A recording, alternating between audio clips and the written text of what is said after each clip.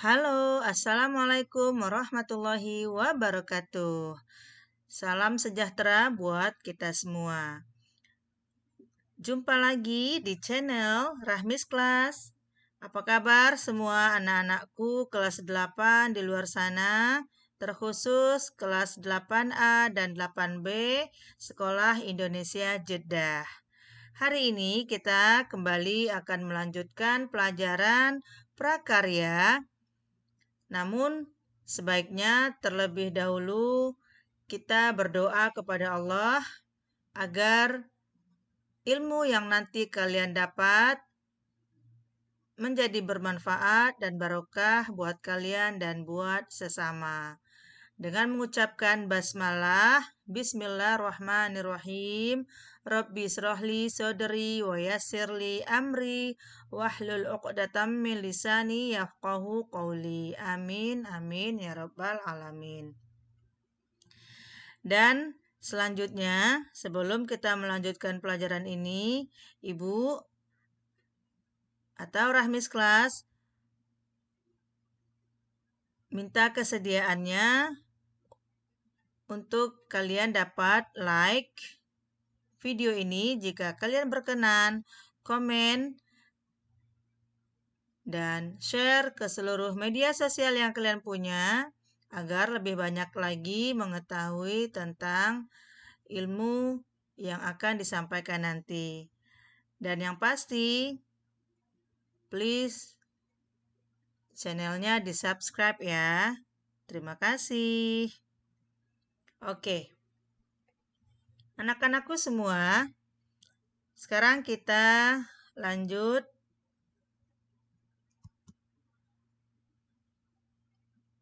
di mana materi yang kita ambil pada hari ini adalah kerajinan bahan lunak. Ya, ada di bab 1, pelajaran prakarya semester 1.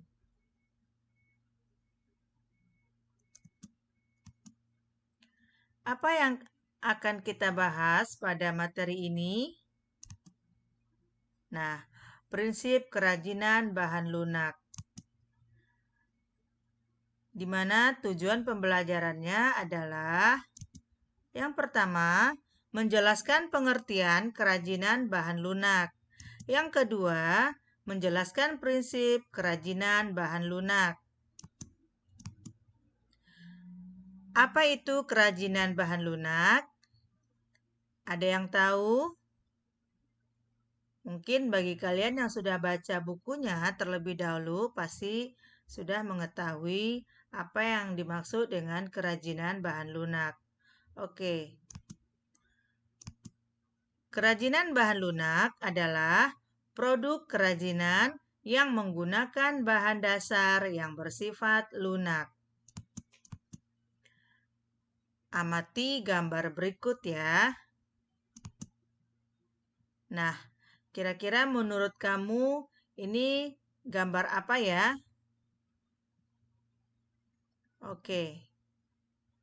Kita lihat kira-kira ini gambar apa. Nah, ternyata ini adalah sebuah kerajinan sabun, ya, di mana bahan dasarnya terbuat dari sabun. Oke, sekarang gambar berikutnya. Silahkan kalian amati, kira-kira gambar apakah ini? Nah, gambar ini adalah merupakan kerajinan lilin hias dan lilin aromaterapi, di mana bahan dasarnya terbuat dari lilin. Berikut gambar ketiga. Silahkan kalian amati. Kira-kira gambar apa ini dan terbuat dari bahan dasar apa? Oke. Kerajinan gambar tersebut adalah kerajinan guci, di mana bahan dasarnya terbuat dari tanah liat. Sabun, lilin, dan tanah liat dapat dibuat menjadi sebuah kerajinan yang sangat indah karena bahan dasarnya memiliki sifat lunak sehingga mudah untuk dibentuk. ya. Dan mungkin selama ini kalian sudah membuktikan ya sebenarnya di mana sabun, lilin, dan tanah liat bisa dimanfaatkan untuk membuat kerajinan atau karya, menghasilkan karya, ya, di mana bahan dasarnya sabun, lilin, dan tanah liat ini adalah bahan yang bersifat lunak dan dia mudah sekali untuk dibentuk. Oke, kita lanjut. Kerajinan bahan lunak terbagi dua, yaitu yang pertama, kerajinan bahan lunak alami. Maksudnya adalah bahan lunak yang kita dapat dari alam atau bahan lunak dari proses pengolahannya masih alami. Contohnya, kulit dan tanah liat. Ini dia contoh kulit, di mana ini adalah kulit buaya, ya. Memang pada dasarnya kulit buaya ini sifatnya keras, namun nanti setelah diolah, dia akan menjadi lunak dan mudah untuk dibentuk, ya. Nah, yang kedua ini adalah tanah liat. Oke, kita lanjut untuk bahan lunak berikutnya. Kedua, kerajinan bahan lunak buatan. Maksudnya adalah bahan lunak yang kita dapat melalui proses dengan beberapa tahapan agar menjadi lunak. Ya, contohnya lilin, sabun, clay, dan lain-lain. Banyak sih sebenarnya contoh yang lain ya. Nah, ini dia gambarnya. Ini dia lilin, sabun, dan clay. Oke, kita lanjut. Selain bahan-bahan yang disampaikan tadi, masih banyak bahan yang dibuat menjadi sebuah kerajinan bahan lunak. Di antaranya berupa getah, play-doh, kertas, karton, polimer clay, plastik, gips, semen, fiberglass, karet, spons, kulit, dan lain-lain. Ya, inilah contoh-contoh atau bahan kerajinan bahan lunak yang ada di dunia ini, ya. Jadi kita bisa memanfaatkan semua bahan ini menjadi sebuah kerajinan atau karya yang indah dan bermanfaat. Oke, sekarang kita masuk ke prinsip kerajinan bahan lunak. Pada praktiknya, kerajinan dibuat dengan mempertimbangkan wilayah kerja dengan beberapa prinsip berikut. Yang pertama, keterampilan tangan. Kedua, keterampilan teknik. Dan ketiga, kedaerahan atau tradisional. Inilah prinsip-prinsip kerajinan bahan lunak, ya.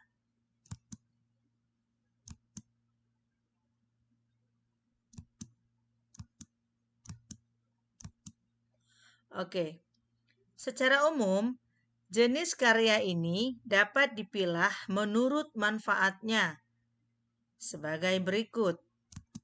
Yang pertama, kelengkapan busana. Contohnya, produk-produk aksesoris seperti gelang, kalung, bros, dan cincin. Ini adalah contoh dari kelengkapan busana dari manfaat ya mendapatkan dari kerajinan bahan lunak. Ya. Yang kedua, nah ini dia gambarnya. Ya. Oke, kita lanjut. Yang kedua, manfaatnya adalah kelengkapan suatu benda. Ya. Contohnya, kotak tisu yang dilengkapi dengan hiasan keramik pada bagian muka. Di mana gambarnya adalah ini ya. Ini adalah sebuah kotak tisu dan di atasnya atau bagian depan atau bagian atas dihias dengan keramik ya. Dan ini adalah termasuk kemanfaatan dari kelengkapan suatu benda.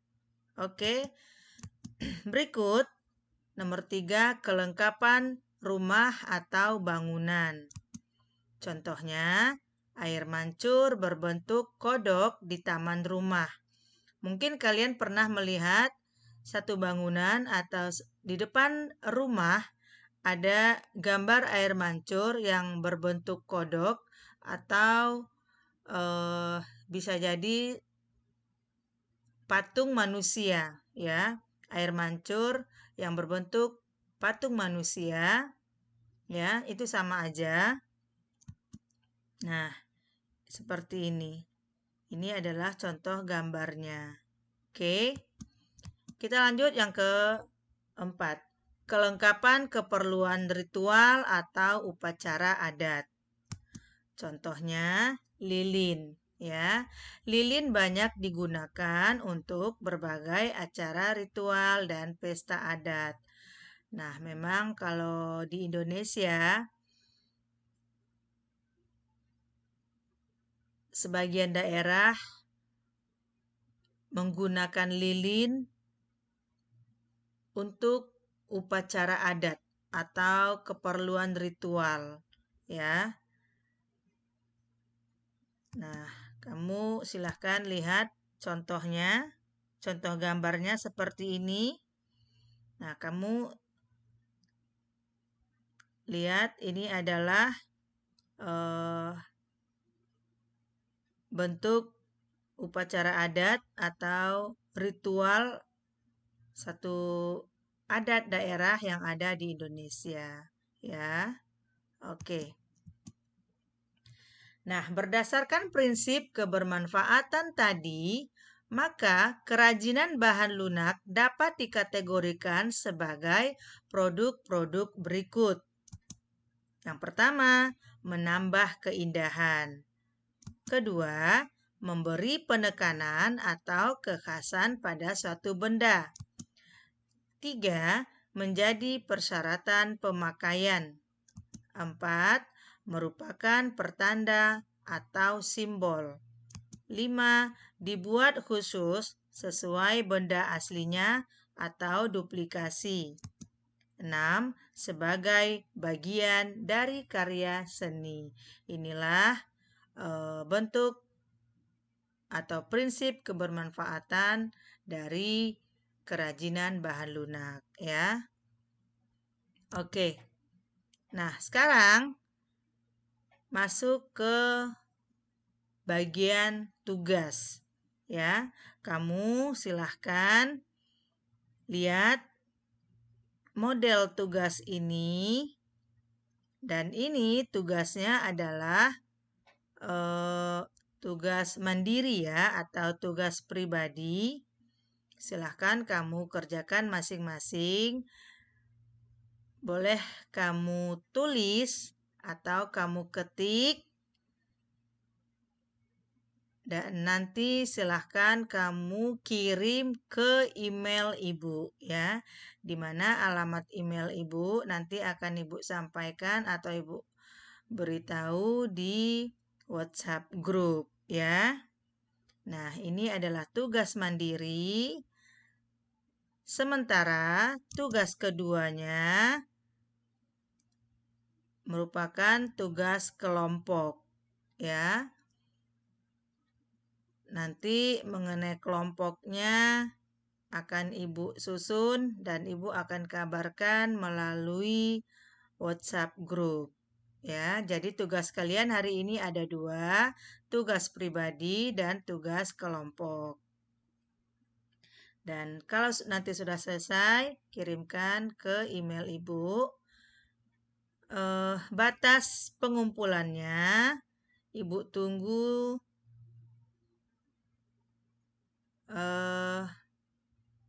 di hari Minggu aja ya. Hari Minggu kalian sudah harus kumpulkan, sudah harus kirimkan ke email Ibu ya. Oke, dan jangan lupa sebelum kalian meninggalkan video ini, silahkan tulis absen kalian di kolom komentar ya. Dan videonya jangan kalian skip. Kalau kalian skip, kalian tidak akan full untuk menyimak atau melihat penjelasan dari pelajaran yang Ibu sampaikan tadi. Ya. Oke, jangan lupa absen di kolom komentar ya. Oke, sekian dari Ibu. Terima kasih. Sampai jumpa di video pembelajaran berikutnya. Jangan lupa like dan subscribe-nya. Terima kasih. Semoga kalian dapat mengerti dan memahami dari penjelasan yang Ibu sampaikan tadi. Assalamualaikum warahmatullahi wabarakatuh.